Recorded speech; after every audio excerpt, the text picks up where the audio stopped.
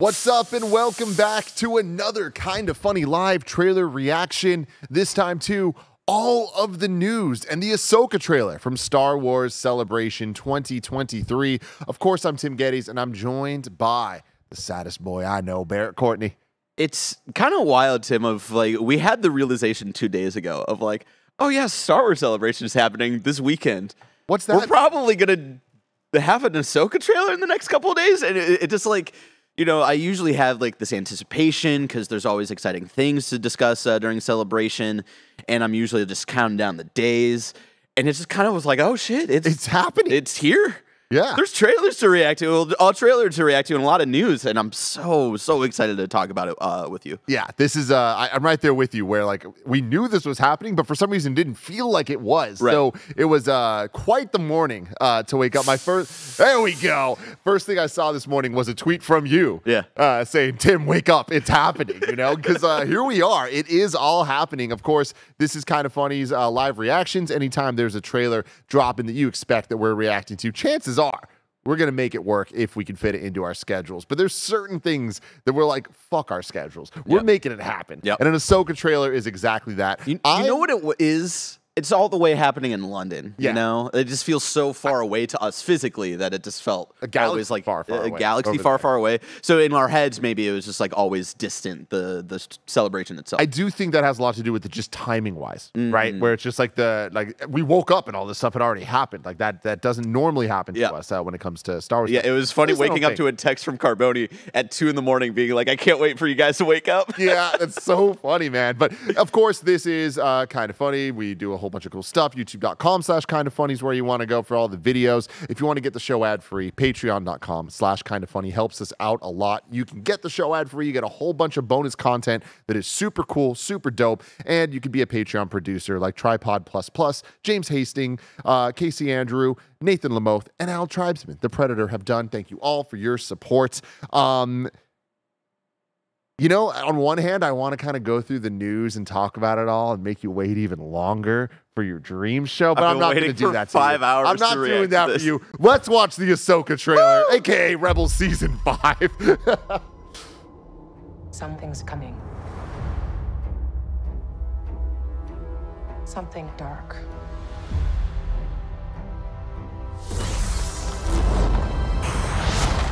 Yo. I sense it.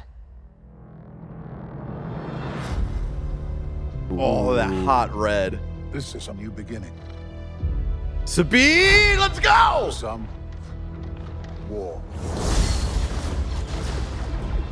Hera. For others, Shot! power. Ooh.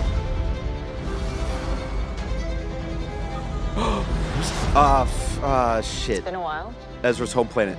Things have changed.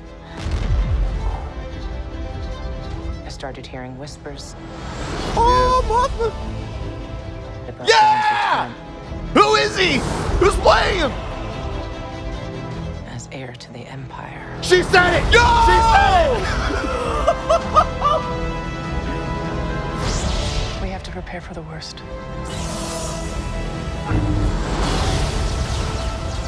The Jedi fell a long time ago.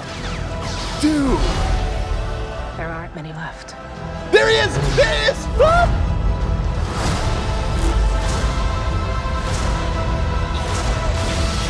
Oh, hell yeah. Perhaps it is time to begin again. That guy's from the cartoons too, right? Yeah.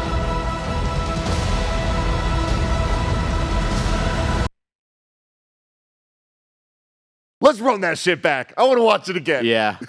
Audio up, Kev. That was so good. Oh my God, Something's coming. they said it and he's there. I know. Something dark. Look at the way she uses the force to spin it around, man. I sense it.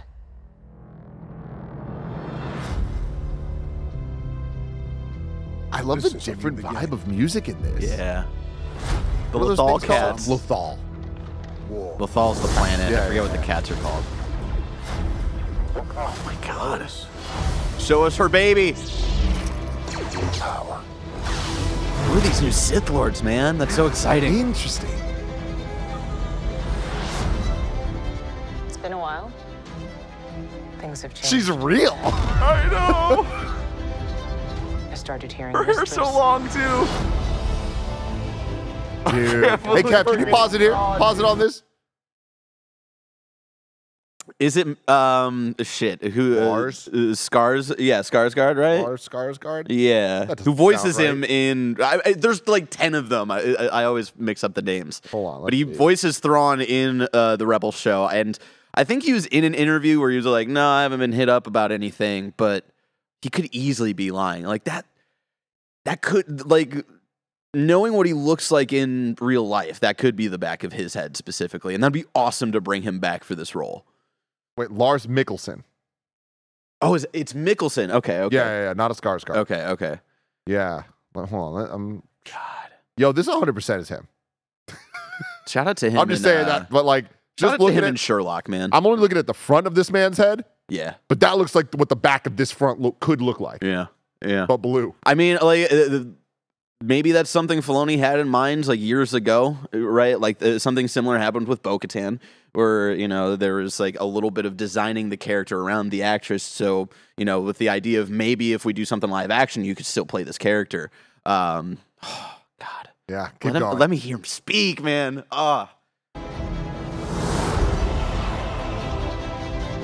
As heir to the Empire. I can't believe she is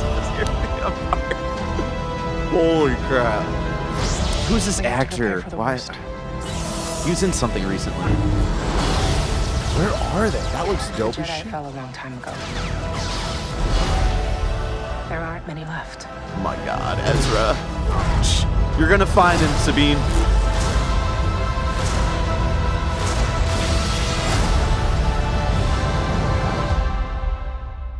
Perhaps it is time to begin again.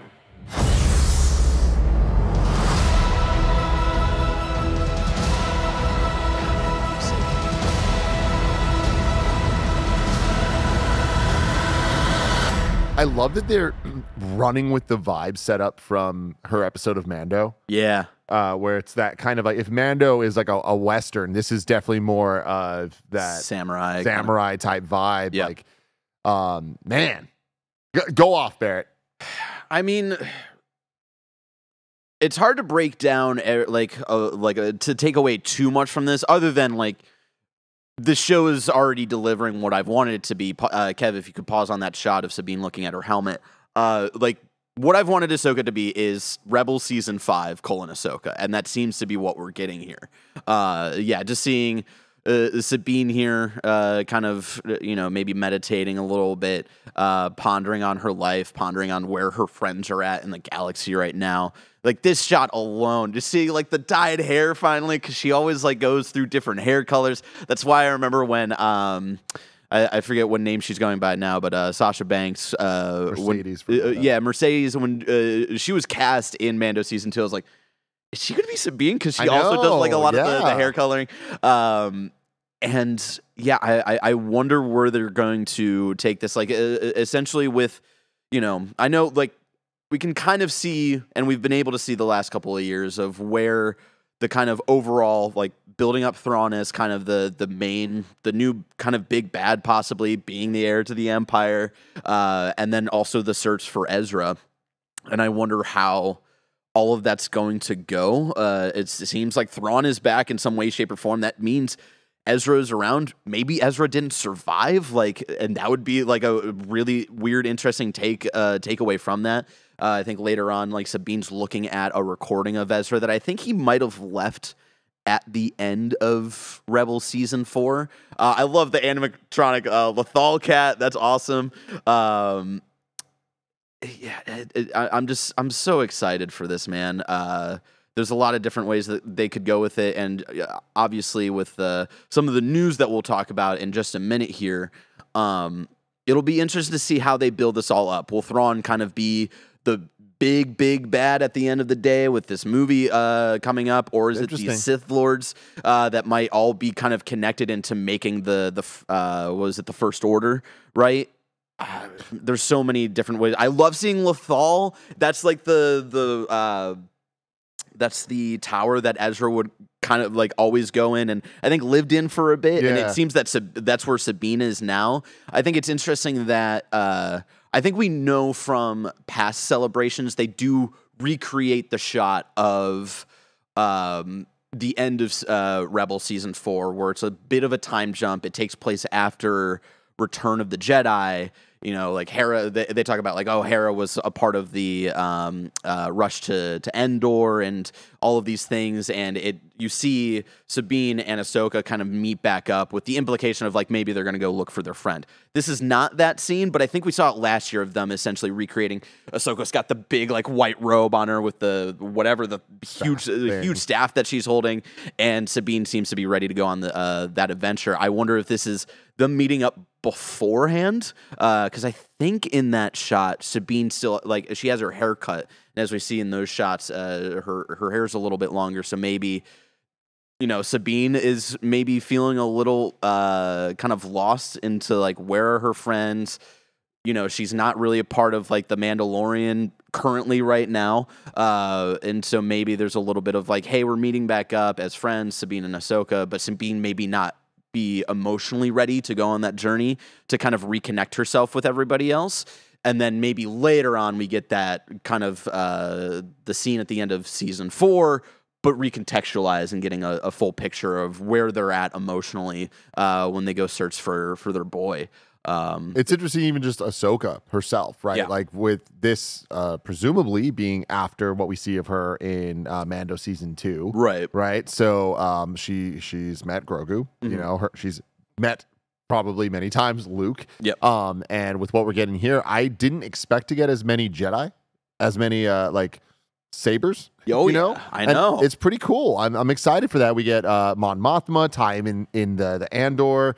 And I'm wondering where those actually, let's talk about Mothma really quick. I love that we're kind of getting more of her in post kind of Empire era, because we know that she's handled some of the things of making the New Republic. So I love that we'll be able to actually get to see that more on screen in a kind of live action medium there. So that's really cool. One thing I saw online is the guy second from the right is somehow related to one of the Star Wars Resistance characters.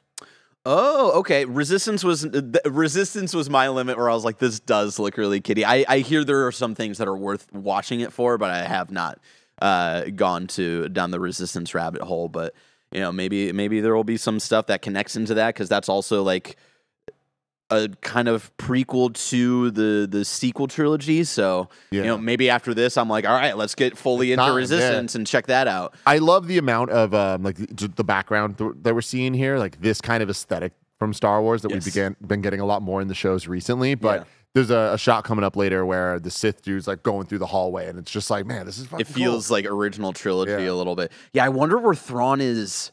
I can't believe he's here. I know, this is fucking insane. Like, I'm trying to think back of some of his, not like throne room, but like his offices in Star Wars Rebels. And like, this doesn't ring a bell for anything. Like, maybe this is a new office, like on Lothal. I don't know. He was it looks like maybe he's in an eyeball. Could he have eaten or like hollowed out the whale and be using its brain? Yeah, that's definitely a possibility. There's a mountain back there. You think that's Oct 2? Maybe even Oct 3. Shit. He had an obsession with, there are definitely some outer rim planets that he was very like, these are very crucial to, the plans of the Empire. And we kind of get that same feeling from The Mandalorian, even though it feels a little bit kind of directionless right now. There is something going on with like the outer rim. The thing about Mando is and we've talked about this a lot, I don't think it's directionless. I think the direction is extremely clear. It's just more of like the show feels a little bit weird about how it's handling going that direction, right? That's a better way to put it. But yeah, we're getting those little hints of like something's going on out here, and the New Republic is kind of ignoring it. So I wonder if that's something else Ahsoka has to like kind of deal with. Like maybe she's trying to help the New Republic, but they're like, we're spread thin and we don't know what we're really doing anymore, and we're gonna shut down our galactic fleet for some dumb reason. And I wonder what our big boy is up to. Like, is he kind of heading the plans of you know, the cloning of the Emperor, creating Snoke, what that all means. And we see here, I don't know who this character is back here, but Yeah, who's this actress? She seems familiar, but that seems to be the same place that Thrawn was just walking in right now as well. So yeah, if you could pull up like an IMDb just to see like who the cast is. She's super familiar. But yeah, that seems to be the same eyeball shape. So it's a ship of some kind, of some sort, because yeah, you don't see the mountain in the little eyeball there.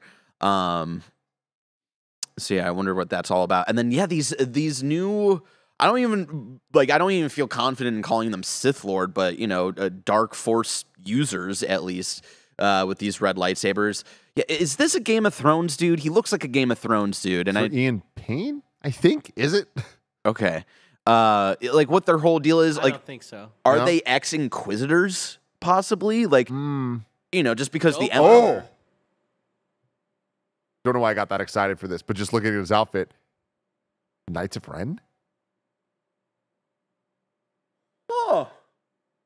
They're a little far-fetched, but I mean, like, that type of more medieval like, thing, and even his very saber. early versions of, like, what the Knights of Ren kind of turn into with that armor. I could see it. I mean, Lot especially going with on with that Filoni and hill. all that, you gotta connect and like solve the problems of the shit. He likes to recontextualize things to make, you know, background stuff feel a little bit more important. But yeah, like it could be a little bit of both. Like maybe these are ex-Inquisitors who are starting their own thing, and so now we get to learn a little bit about like why the Knights of Ren are cool. Maybe, yeah. There we see Hera, which is awesome. Not familiar with the two people behind her, but. Mary Elizabeth Winstead, man. Like, I come know, on, and dude. I forgot Perfect that was casting. her. Like, she looks great as Hera, man. That's gonna be so exciting. I want to see their baby. I want to see her and Kanan's baby, and you know, just revel in the sadness of Kanan, you know, not being around. So this dude here, the actor Ray Stevenson, a mystery villain named Babylon, the right-hand man of Thrawn. He'll be commanding his own battalion of special stormtroopers. Fuck. What makes them special, too? Yeah. What makes them special? And then, yeah, who is this other actor here? I don't know, but she's badass. Yeah. Yeah. Like, I'm so ready for these two characters. They look super and sick. I love like the type of, it's more of like a red or like a blood orange there with his lightsaber, like not fully red like we see with like Vader or Maul. And then yeah, we get this shot. I think this is Ezra's last kind of message to the Ghost crew from the end of Rebels. And yeah, I wonder if maybe the story is that maybe it's not the search for Ezra. I would have to rewatch the end of Rebel season 4 just to get the specifics of like what Sabine says at the end there. But like, you know, maybe it's not about them finding their friend. Maybe they know their friend is lost or gone. You know, and maybe that's why Sabine is in her funk of, you know, there is a little bit of a relationship there, as much as like a kid's show will do between those two characters. And like maybe there is like a moment where they learn like, yeah, he did not survive that sacrifice at the end of that show to deal with Thrawn. And, you know, kind of dealing with that on an emotional level, also dealing with like maybe his like kind of attack against Thrawn felt a little bit fruitless because Thrawn's back in some way. I don't know, man. I don't think he's gone. That's an interest.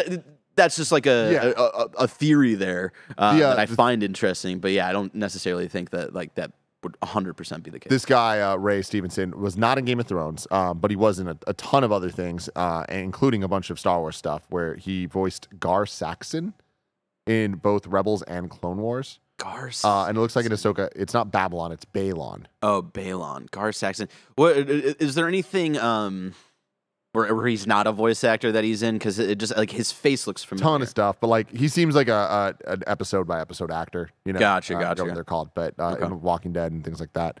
Yeah, I'm trying to think of who Gar Saxon. I think that's like one of Ezra's parents' friend. Or you said he was in Clone Wars and Rebels, right? Yeah. Okay, and then I'm not thinking of the right guy. Ezra was like our friend Rahul has like said publicly like he'd love to play Ezra, right? Yeah. It's disappointing to see this guy's not Rahul. Yeah, I mean, we knew that from a couple of years ago. I think it's the actor from Aladdin who's playing him, and and like with Raul, it would have. I think Raul might have been like he served. Gar Saxon is the Mandalorian who served under Maul in season 7 of Clone Wars. If you remember that, if you watched the final season of that show. And then, we've got this dual lightsaber. The fact that there's like many, and then, go to that kind of closer shot there, Kev, where you see a little bit of the saber. That feels a little bit Inquisitor style of the double lightsaber. They use them to spin around and like kind of glide around, which is so dumb but so cool. So I want actually fly with it. Oh yeah, Kevin. No. Oh yeah, Kevin. It's sick as hell. It's silly as hell, but it's sick as hell. And so like I wonder if this is like the remnants, like kind of like Thrawn is, of like a remnant of the Empire, who's going to be, is the heir to the Empire. Also, go back to that shot, Kev, because we've got some ships to look at there. I wonder if this is like another part of the remnant of the Empire, of like the Inquisitors. Yeah, and where they at? Not being Inquisitors because, Inquisitors were just like a bunch of children that Vader was taking care of and kind of pitting against each other just to make them all mad. So, like, what does that look like if they're the leaders? Again, that's a lot of assuming. But then, you see, like, these ships...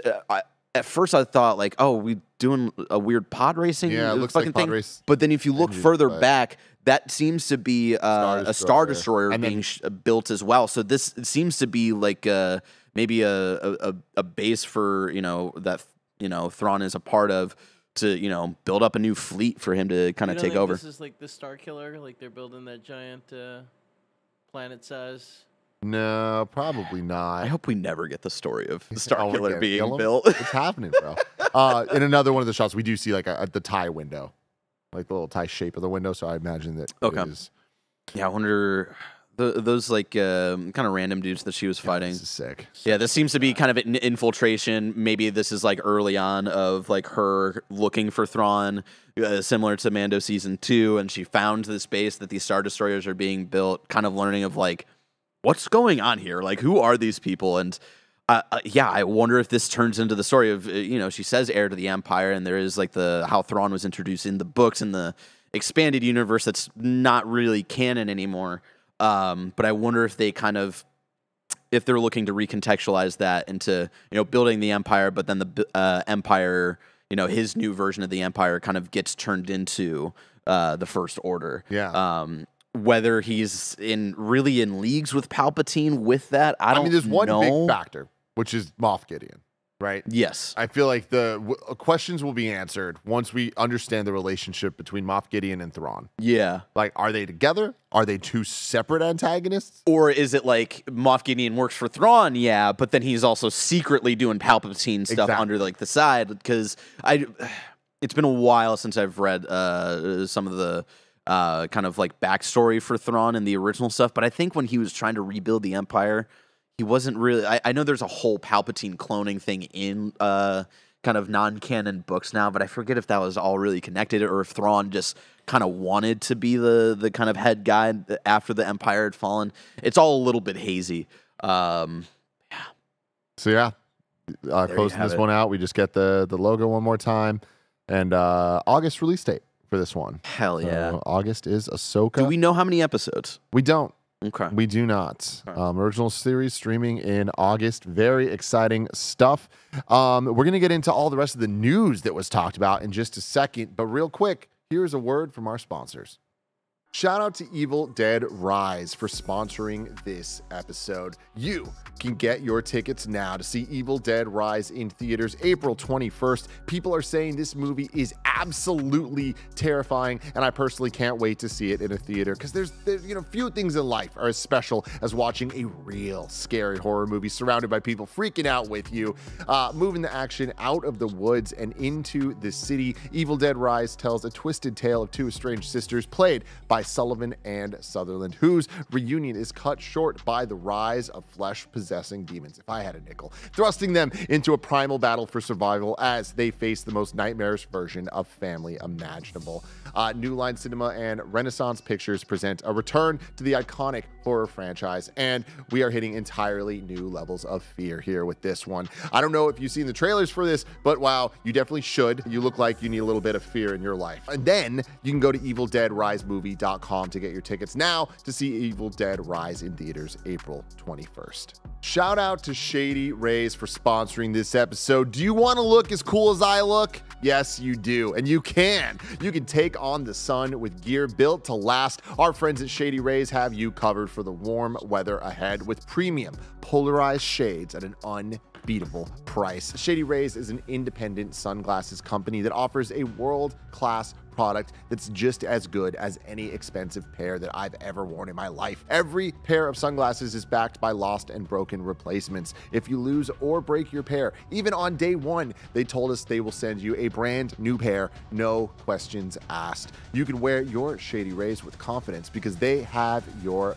back long after you purchase. Exclusively for you listeners, Shady Rays is giving out their best deal of the season. You can go to shadyrays.com and use the code KindaFunny. You can get 50% off 2+ pairs of polarized sunglasses. You can try for yourself the shades that are rated 5 stars by over 250,000 people. Promo code KindaFunny at shadyrays.com.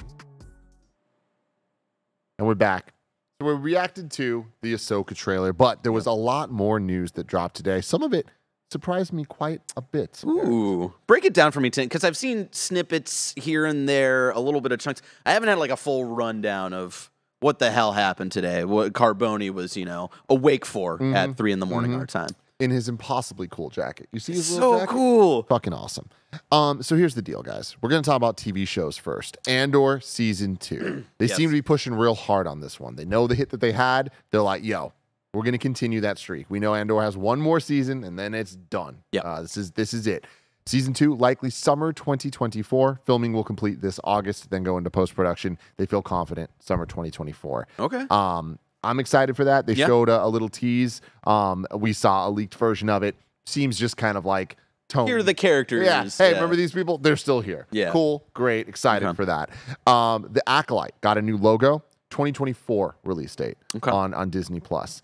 The Mandalorian. They said that Rick Famuyiwa will direct the last 2 episodes. So they have for season 3? For season 3. So I guess those are the next 2. So next week's and the following. They're also showing next week's episode at Celebration. So be careful of spoilers if you care about all that. Okay. And then Skeleton Crew. This is one that's a little interesting to me, Barrett. We've heard about this. This is the one from John Watts, the Spider-Man Home trilogy director. Yep. But they announced the different directors that will. I don't know why. I've never thought of what John Watts looks like. That is definitely not what I expect. I've met that man.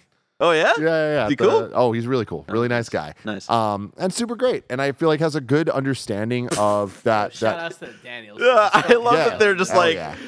I feel like the Daniels purposely never put out good photos. So whenever things like this happen, people who are running events of all right, we need to get a good picture of the Daniels. There are no good pictures of the Daniels. Perfect. There's only perfect pictures.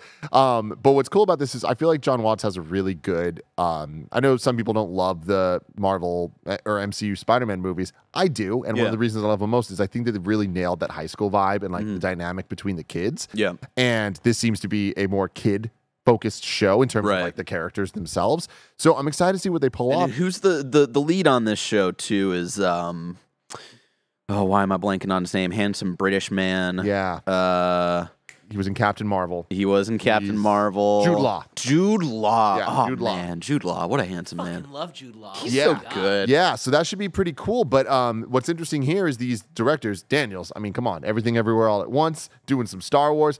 We know that the directors usually don't have their full imprint on it, but look at the Taika. Any imprint, I don't know. Why are you skipping over David? Oh, I'm gonna go back. Right. I'm going back. Yeah, I'm unfamiliar with David Lowery. The Green Knights, which I freaking loved, and that type of vibe for a Star Wars thing. this could be cool. This is an eclectic group of directors for what I'd imagine. It but is. I'm in, man. It is. I think we talked about this a little bit ago because I think maybe the directors had like leaked or something. Because I remember you and I talking about the Daniels like a month ago, or maybe just a few weeks ago. My hesitance here is when you bring in really cool directors who have their like a very visible style and voice and tone to Star Wars, you never really feel it in the final product. See, I think you do with the shows. When they do that, right? I don't go back to Taika Waititi directed Mandalorian. I don't feel his. I definitely do. I mean, especially because he has a voice and he is a character, but I feel like that character is very Taika, not the most Taika, but like you get hints of it, and I'd rather hints of it than. But I to me, those hints feel like because he's literally a voice in the show, not because of his directing style. Of course, we know like Phil Lord and Chris Miller were originally directors of Solo, and then got taken out because they're like, their process of directing a movie didn't really vibe with the Lucasfilm crew. Rian Johnson too, and like the vibe of his movies is very specific. Yeah, and that was not present in the movie that he made. That's fair. Also, I would argue there are some shots. But definitely overall, in the vibe of Last Jedi, I would agree that, Like, usually his movies are fun. Okay, I don't need to get into that whole fucking conversation. I really don't. They fucked it all up. Jake Schreier is the director of Thunderbolts coming up. So. Oh, interesting. And also Paper Towns. That was the adaptation of the book. That dude, Greg Miller. Yeah. Why am I blanking on his name? Hank something, right? Yes, Green. Hank There Green. Green. It's the other Green though, not Hank. Tom. John Green. John There it is. Green. We're Yeah. close. Yep. We're close. And then Bryce Dallas Howard. Who's directed some great stuff in The Mandalorian. So that's and exciting. last week's episode. Yeah. Yeah. And last week's episode. And then Lee Isaac Chung, who I am unfamiliar with, but has done Minari. So Minari was a best film Right? Yeah. Oscar nominee. Okay. Correct? Okay. All right. Yes, that is correct. So okay, cool, interesting stuff here. We I also, think it's a promising lineup, especially when like there's the hard sell of here's the skeleton crew. It's got Jude Law and a bunch of kids, and so I think this is like a hey, even though this might be a little bit more kid centric, we've got like an interesting lineup of production people that might not make it feel totally like this is just a little kid show kind of thing. So yeah, for sure. Interesting here. They showed screenshots, a whole bunch of them from Skeleton Crew at Star Wars Celebration, not publicly, but just looking at it, it seems like Vane, the space pirate from Mando, the most recent season of Mando, is going to be a factor for Skeleton Crew, and something that we've heard before. The more and more like news we get out of all of this, the more and more Mando season 3 feels like. What is it, Iron Man 2, where it's just like a lot of setup for other things of like Vane flies Star off. Wars is, man. He's like, I'm gonna go. Screw you guys. I'm gonna go to the Skeleton Crew. Woo. Peace.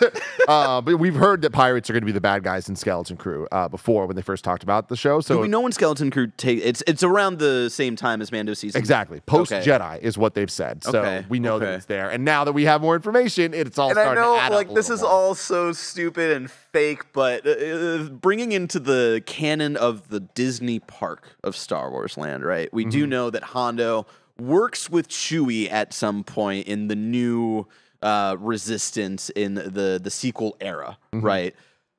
Like, what if we get Hondo, but it's before he's like kind of like fighting for the good guys and still kind of doing his whole thing. Maybe, dude, that's just me wanting Hondo. We're gonna get Hondo at some point. I really think so. And there's on so top of many that, pirates, and you're not gonna bring in my boy. when are we gonna get Batuu in live action?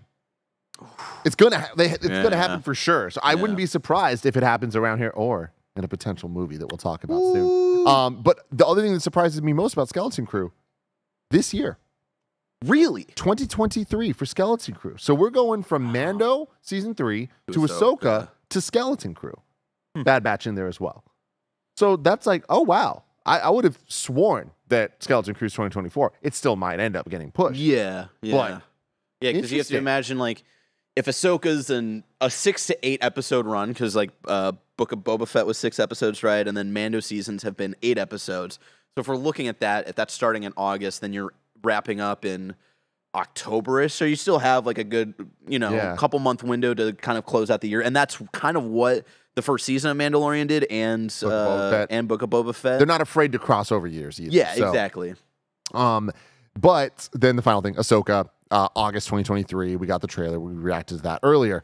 But then we move on to the movies. Remind me to loop back to Ahsoka when we talk about a specific movie. The movies are very interesting. Yeah. Obviously, the 3 were announced today. And obviously, we know from Star Wars, movies being announced does not mean movies are going to happen. We are now, what, 9? Good day, bro. 9 movies in? Yeah. 2 announcements, and they've all not happened. Right? And there's also shows that, like, remember the Lando show?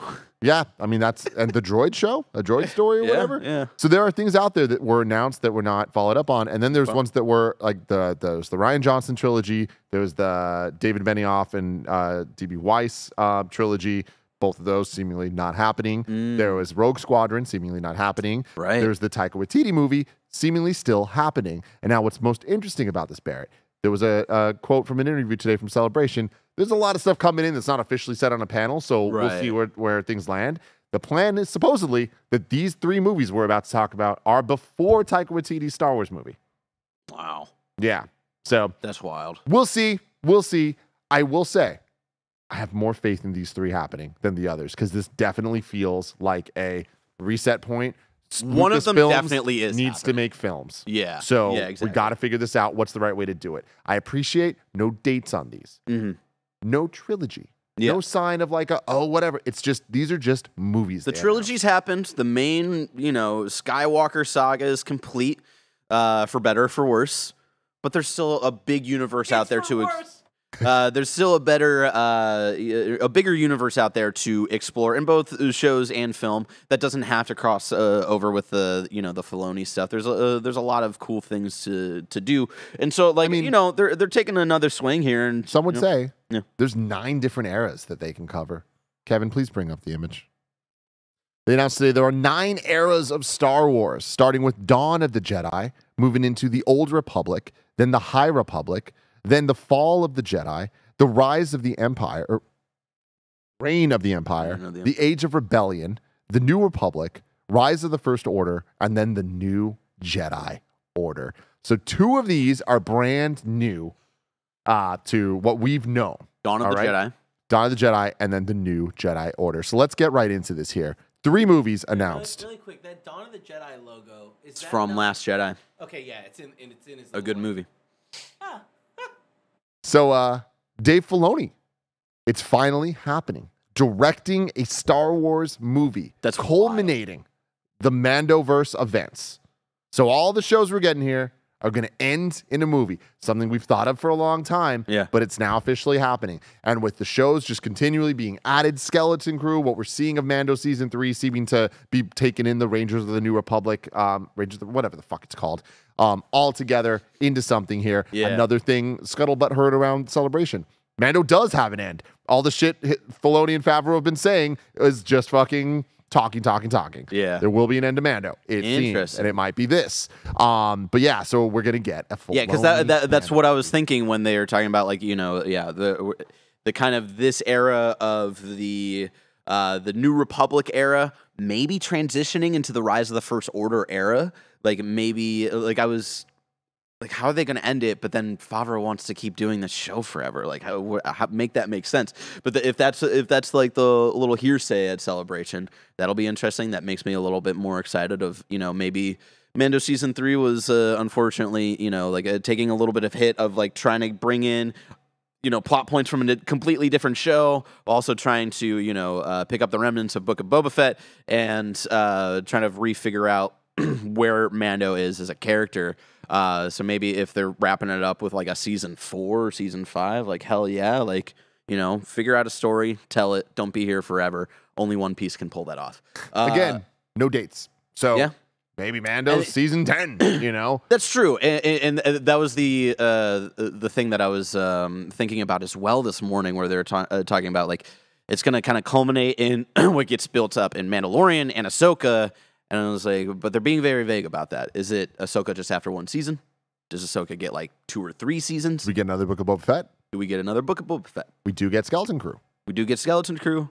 Will Space Vespas come back? Who knows? Who knows? Will the Space Vespas be integral to the final plan in the movie that wraps this era up, much like the Space Whales wrapped everything up in We can Star, only hope. Star Wars Rebels? We can only hope. And I think it's awesome that they're looking to wrap it up as a movie.